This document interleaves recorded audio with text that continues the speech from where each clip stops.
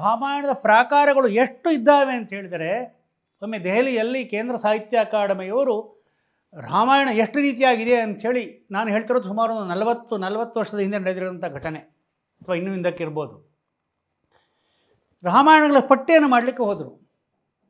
ಆ ಪಟ್ಟಿ ಎಷ್ಟು ಬೆಳೆಯಿತು ಅಂತ ಹೇಳಿದ್ರೆ, ಆ ಪಟ್ಟಿಗಳು ಮಾಡಿರುವಂಥ ಪುಸ್ತಕವೇ ಒಂದು ದೊಡ್ಡ ಗ್ರಂಥವಾಯಿತು. ಅದಕ್ಕೆ ಕುಮಾರವ್ಯಾಸ ಏನು ಹೇಳ್ತಾನೆ, ತಿಣಿಕಿದನು ಪಣಿರಾಯ ರಾಮಾಯಣದ ಕವಿಗಳ ಭಾರದಲ್ಲಿ, ತಿಂತಿಣಿಯ ರಘುವರನ ಚರಿತದಲ್ಲಿ ಕಾಲಿಡಲು ತೆರಪಿಲ್ಲ. ಆ ಪಣಿರಾಯನೇ ರಾಮಾಯಣದ ಭಾರದಲ್ಲ, ತಿಣಿಕಿದನು ಪಣಿರಾಯ ರಾಮಾಯಣದ ಕವಿಗಳ ಭಾರದಲ್ಲಿ. ಕವಿಗಳ ಭಾರವೇ ಅಷ್ಟಿರಬೇಕಾದ್ರೆ ಇನ್ನು ರಾಮಾಯಣದ ಭಾರ ಎಷ್ಟಿರ್ಬೋದು?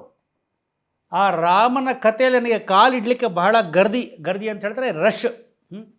ತಿಂತಿಣಿಯ ರಘುವರನ ಚರಿತದಲ್ಲಿ ಕಾಲಿಡಲು ತೆರಪಿಲ್ಲ. ಅಲ್ಲಿ ಕಾಲಿಡಲಿಕ್ಕೆ ಜಾಗ ಇಲ್ಲ, ಅದಕ್ಕೋಸ್ಕರ ಕೃಷ್ಣ ನಿನ್ನ ಕಥೆ ನಾನು ಹೇಳ್ತೀನಿ ಅಂತ ಹೇಳ್ದ. ಆ ರಾಮಾಯಣದ ವ್ಯಾಪ್ತಿ ಇದೆಯಲ್ಲ, ನಾವ್ಯಾರು ಕೂಡ ಊಹೆ ಮಾಡಲಿಕ್ಕೆ ಆಗದೇ ಇರುವಂಥದ್ದು.